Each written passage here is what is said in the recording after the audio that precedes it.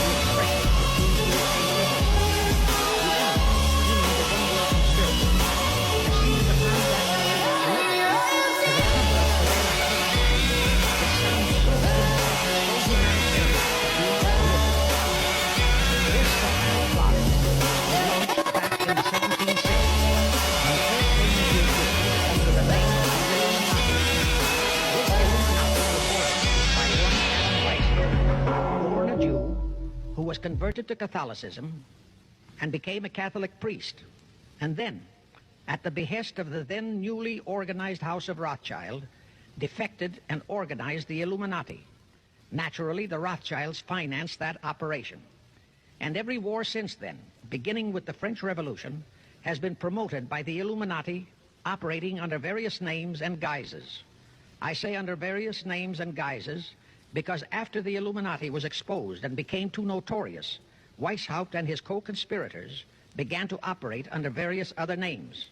In the United States, immediately after World War I, they set up what they called the Council on Foreign Relations, commonly referred to as the CFR.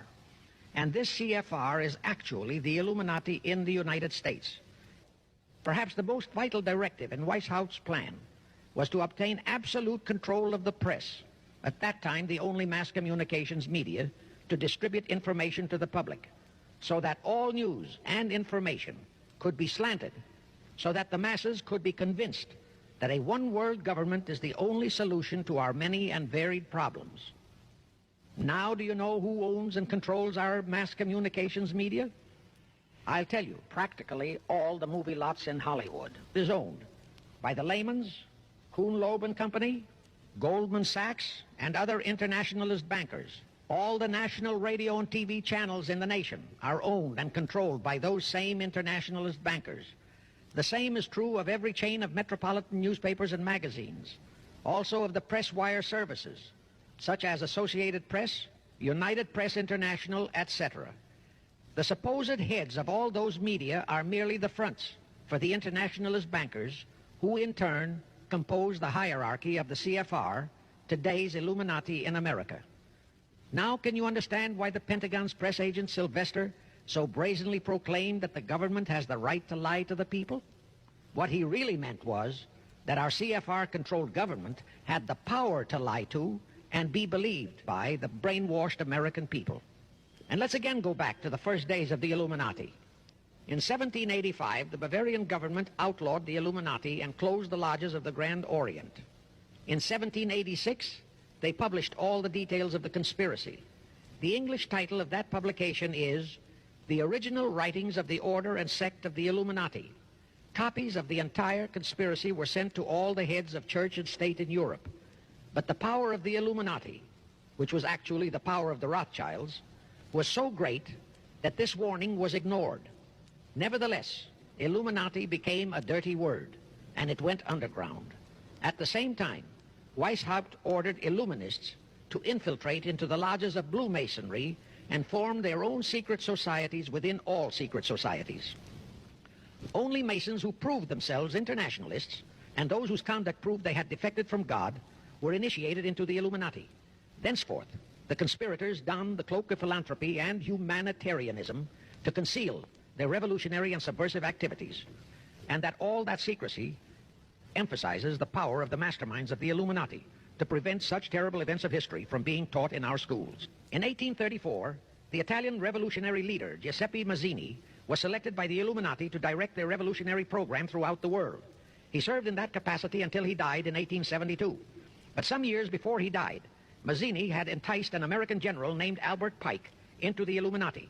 Pike was fascinated by the idea of a one-world government, and ultimately he became the head of this Luciferian conspiracy. Between 1859 and 1871, Pike, worked out a military blueprint for 3 world wars and various revolutions throughout the world, which he considered would forward the conspiracy to its final stage in the 20th century.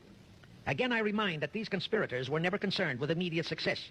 They always operated on a long-range view. Pike did most of his work in his home in Little Rock, Arkansas. But a few years later, when the Illuminati's lodges of the Grand Orient became suspect and repudiated because of Mazzini's revolutionary activities in Europe, Pike organized what he called the New and Reformed Palladian Rite. He set up 3 supreme councils, one in Charleston, South Carolina, one in Rome, Italy, and the third in Berlin, Germany. He had Mazzini establish 23 subordinate councils in strategic locations throughout the world. These have been the secret headquarters of the world revolutionary movement ever since. Long before Marconi invented radio, the scientists in the Illuminati had found the means for Pike and the heads of his councils to communicate secretly. It was the discovery of that secret that enabled intelligence officers to understand how apparently unrelated incidents, one such as the assassination of an Austrian prince at Sarajevo, took place simultaneously throughout the world, which developed into a war or a revolution. Pike's plan was as simple as it has proved effective. It called for communism, Nazism, political Zionism, and other international movements be organized and used to foment 3 global world wars. The First World War was to be fought so as to enable the Illuminati to destroy Tsarism in Russia, as vowed by Rothschild after the Tsar had torpedoed his scheme at the Congress in Vienna, and to transform Russia into a stronghold of atheistic communism. The differences stirred up by agents of the Illuminati between the British and German empires were to be used to foment this war.